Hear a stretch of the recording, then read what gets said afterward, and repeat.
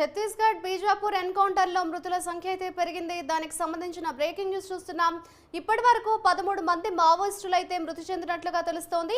కోర్చోలి ప్రాంతంలో ఎదురు కాల్పులైతే కొనసాగుతున్నాయి. ఈ రోజు 3 మావోయిస్టుల మృతదేహాలు అయితే లభ్యమైనట్లుగా తెలుస్తోంది.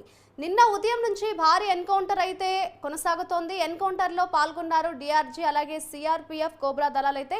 ఇదే అంశానికి సంబంధించిన మరింత సమాచారాన్ని మా క్రైమ్ బ్యూరో చీఫ్ కృష్ణ అందిస్తారు. కృష్ణ, చెప్పండి, ఛత్తీస్గఢ్ బీజాపూర్ ఎన్కౌంటర్లో మృతుల సంఖ్య అయితే పెరుగుతున్నట్లుగా తెలుస్తోంది. ఈ ఎన్కౌంటర్ కు సంబంధించిన పూర్తి డీటెయిల్స్ ఏ విధంగా ఉన్నాయి? మాధురి, ఏదైతే ఈ బీజాపూర్ లోని కోర్చి ప్రాంతంలో అటు పోలీసులకు మావోయిస్టుల మధ్య ఎదురు కాల్పులు జరుగుతున్నాయి. నిన్న సాయంత్రం నుంచి ఇప్పటి వరకు ఇంకా కాల్పులు కొనసాగుతూనే ఉన్నాయి. ఇప్పటి వరకు 13 మంది మావోయిస్టుల డెడ్ బాడీలను పోలీసులు స్వాధీనం చేసుకోవడం జరిగింది. ఇటీవల కాలంలో జరిగిన ఎన్కౌంటర్ల వ్యవహారం సంబంధించి చూస్తే ఇది చాలా పెద్ద ఎన్కౌంటర్ అని చెప్పుకోవచ్చు. నిన్న సాయంత్రం 10 మంది మావోయిస్టుల మృతదేహాన్ని స్వాధీనం చేసుకున్న అటు భద్రతా సిబ్బంది ఈ రోజు ఉదయాన్నే మరో 3 మృతదేహాలను కూడా స్వాధీనం చేసుకున్నారు. సుమారు 8 గంటల పాటు ఈ ఎన్కౌంటర్ అనేది కొనసాగుతుంది. ఈ కోర్చోలి అనే అటవీ ప్రాంతంలో ఈ కూంబింగ్ చేస్తున్న భద్రతా దళాలకు ఒక్కసారిగా మావోయిస్టులు ఎదురుపడ్డం, ఆ తర్వాత మావోయిస్టులు తప్పించుకున్న క్రమంలో ఈ భద్రతా దళాలపైన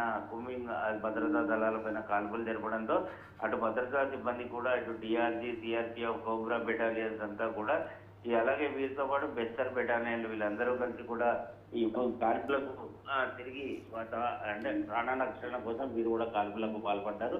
ఇందులో ఇప్పటివరకు 13 మంది చనిపోయినట్టుగా కూడా తెలుస్తుంది. ఇంకా మృతుల సంఖ్య పెరిగే అవకాశం ఉంటుందని చెప్పేసి అధికారులకు అంచనా. అంతేకాకుండా విషయం తెలుసుకున్న వెంటనే ఇటు డిఆర్పీఎఫ్, సిఆర్పీఎఫ్ సంబంధించిన ఉన్నతాధికారులు కూడా అక్కడికి హుటాహుటిన చేరుకున్నారు. ఈ మావోయిస్టుల కాల్పుల్లో కూడా ఒక 3 భద్రతా సిబ్బంది గాయపడినట్లుగా తెలుస్తుంది. వారిని హుటాహుటిన ఈ బీజాపూర్ లో ఉన్న ప్రైవేట్ ఆసుపత్రికి తరలించినట్లు తెలుస్తుంది.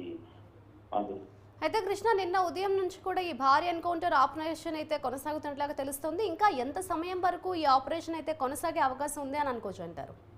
దాదాపు ఈరోజు ఉదయం తెల్లవారుజాము నుంచి ఏదైతే ఈ కాల్పులు అనేవి కొనసాగుతుంది. నిన్న సాయంత్రం నుంచి యథావిధిగా కాల్పులు అనేవి కొనసాగుతూనే ఉన్నాయి.